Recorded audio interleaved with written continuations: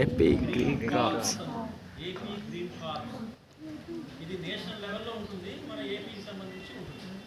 దాన్ని ఎంజీసీ అంటారు. సో మన స్టేట్ సంబంధించి ఏపీ గ్రీన్ క్రాప్స్ అంటారు. సో అట్లా ప్రతి స్టేట్కి ఉంటుంది, ఏ స్టేట్కి ఆ స్టేట్కి ఉంటుంది. ఈ సంస్థ తరఫున మనం పాఠశాలల్లో ఇటువంటి కార్యక్రమాలు నిర్వహించుకుంటూ ఉండాలి సంవత్సరం అంతా. మన పాఠశాలలో ఈ నేను వచ్చిన కొత్తలోనే దీన్ని మనం ఎస్టాబ్లిష్ చేసాం. ప్రతి పాఠశాలలో ఎకో క్లబ్ అని ఒకటి ఏర్పాటు చేయాలి. సో బిఫోర్ ఇయర్స్లో మనం ప్లాంటేషన్ ప్రోగ్రామ్స్ అప్పుడు కూడా అందరినీ ఇన్వాల్వ్ చేశాం. వాళ్ళ ఎకో క్లబ్ అని కాకుండా అందరినీ మనం ఇన్వాల్వ్ చేసి వాళ్ళకి బాధ్యత అని చెప్పి ప్లాంటేషన్ ప్రొటెక్ట్ చేస్తున్నాం. So eco clubs for mission life అనేది ప్రోగ్రామ్ పేరు అనమాట.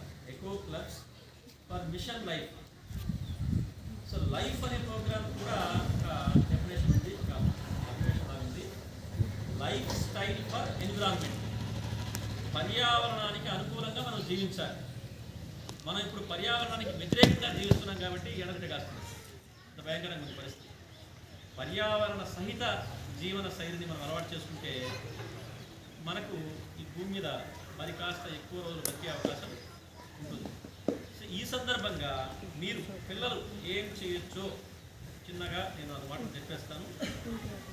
మనకి మొదటి రోజు 13వ తారీఖు వాడికి చెప్పిన అంశాల్లో లైఫ్ ప్రోగ్రామ్ని పిల్లలకి ఎవరికి చెప్పండి.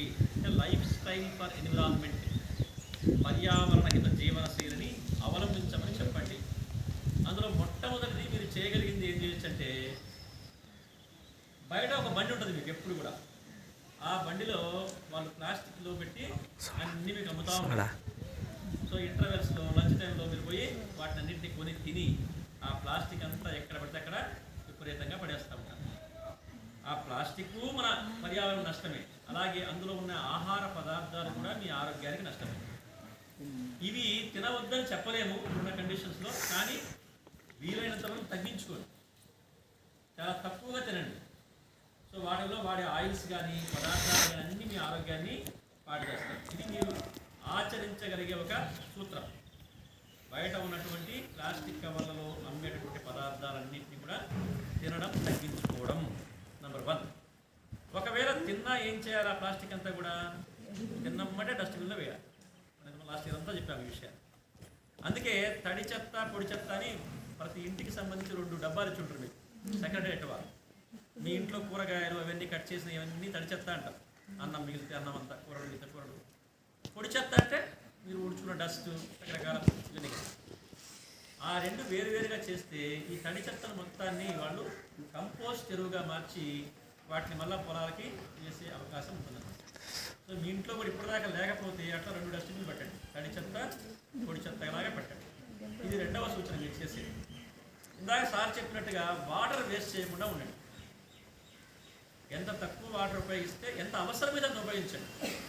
మరి తక్కువ ఉపయోగించాల్సిన పని లేదు, అవసరమైనది వేరే. మనం అనవసరంగా ఎక్కువ ఉపయోగిస్తూ ఉంటాం. మరి ముఖ్యంగా ఉపయోగించకుండా ట్యాప్లు తిప్పేస్తూ ఉంటాం, వెళ్ళిపోతాం. ట్యాప్ పోతూ ఉంటాయి వాటర్. ఇళ్ళలో కూడా చేస్తాం ఆ పనులు మనం. సో ఇలా ఎక్కడ వీలైతే అక్కడ వాటర్ని సేవ్ చేయడం అనేది మీరందరూ కూడా చేసే పనుల్లో ఒక పని కంపల్సరీగా చేయొచ్చు. Next energy saving. మన పాఠశాల తీసుకుంటే ఇప్పుడు అన్ని ఫ్యాన్లు లైట్లే. ఇంతమంది లేవు కానీ ఇప్పుడు అన్ని రూముల్లో 4 ఫ్యాన్లు 4 లైట్లు ఉన్నాయి. సో మీరు క్లాస్ రూమ్లో వాతావరణానికి అనుగుణంగా చల్లగా ఉందనుకోండి, అన్ని ఫ్యాన్లు వేయాల్సిన అవసరం లేదు. లైటింగ్ బాగా ఉందనుకోండి, వాటికి తీసుకుంటే లైట్లు వేయాల్సిన పని కూడా ఉండదు. ఒకసారి అవసరం ఉన్నప్పుడు వేసుకోండి. అదేవిధంగా మీరు లేజర్ టైంలో ఇంటర్వెల్ టైంలో ఫ్యాన్లు లైట్లు అన్నీ ఆఫ్ పడేయాలి. సో ఎనర్జీ సేవింగ్ అంటే మనం అనుకోవచ్చు గవర్నమెంట్ కట్టుకుంటుంది మొత్తం అంతా కూడా మనం చెప్పేది. గవర్నమెంట్కైనా ఎనర్జీ ఉత్పత్తి చేయాలంటే చాలా కష్టమైన పని. సో ఉత్పత్తి చేయడం చాలా కష్టమైనప్పుడు ఏం చేయాలి? మనం సేవ్ చేసుకోవాలి. అదే పెద్దలు చెప్తారు, డబ్బు సంపాదించినప్పుడు ఏం చేయాలంటే ఆదా చేసుకోవాలి. ₹1 ఆదా చేస్తే ₹1 మనం సంపాదించినట్టే లెక్క.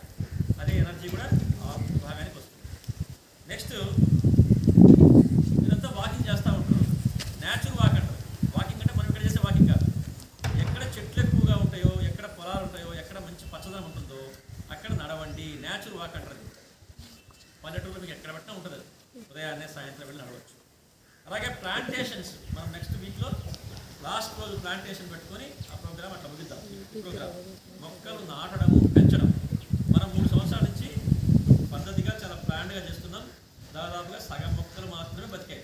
అంటే ఈ నేలకు అనుగుణంగా కొన్ని మొక్కలు లేవు, మనం ఎంత సంరక్షించినా కూడా పోతున్నాయి. కొంతమంది చేయడం అంటే జరిగిందనమాట. సో మళ్ళీ రేపు వేసే వాటిల్లో ఏవైతే బతికాయో వాటిని మళ్ళీ తీసుకొచ్చి మళ్ళీ వేయడం జరుగుతుంది. సో ఈ విధంగా మనకు తగ్గ పనులు, మనం చేయదగ్గ పనులని మనం చేసుకుంటూ పోవడం, అది మనం ఆచరించాల్సినటువంటి 13వ తారీఖు వర్క్ అనమాట. ఇదంతా ఇప్పుడు చెప్పింది. సో 14వ తారీఖు దేని గురించి అవేర్నెస్ అంటే వ్యర్థాలను తగ్గించడం. ఇందాక చెప్పుకున్నాం, ఏదైతే మనం వేస్ట్ క్రియేట్ చేస్తున్నామో ఆ వేస్ట్ అందరినీ కూడా ఎక్కడ పడితే అక్కడ పడేయకుండా భద్రంగా కంపోస్ట్ ఎరువుగా మార్చడము, ఒక డస్ట్బిన్లో వేయడము చేయడం అనేది ఆ రెండవ ప్రోగ్రామ్ కూడా చెప్పేశాను. 14వ తారీఖు కూడా ఇందాక చెప్పేశాను. ఇక ఈరోజు సార్ చెప్పినట్టుగా మనకు ఎలక్ట్రానిక్ గాడ్జెట్స్ అంటే ఎలక్ట్రానిక్ వస్తువుల్ని విపరీతంగా వాడతాం. ఇళ్లలో కావచ్చు, స్కూల్లో కావచ్చు, మనం కూడా కావచ్చు. వీటి యొక్క వేస్టేజ్ వాటిని మళ్ళీ మనకి తీసుకుపోయే వాళ్ళు వస్తారు. ఊళ్ళల్లో ప్లాస్టిక్ వస్తువులు సామాన్ ఇచ్చో లేదా ఏదో ఉల్లిపాయలు ఇచ్చో కదా బండి వేసుకొని వస్తూ ఉంటారు.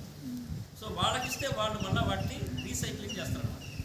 మీరు దిబ్బల్లో పడేయడము, బజార్లో పడేయడము, అక్కడ పడేయడం చేయకుండా ఇంట్లోనే స్టోర్ చేసుకోండి. వాటిని ఎవరన్నా అటువంటి వ్యక్తులు వస్తే వాళ్ళకి వాటిని హ్యాండ్ అవుట్ చేస్తే మీకేదో డబ్బులని ఇస్తాడు, ఉల్లిపాయలను ఇస్తారు, ఏదో ఇస్తారు.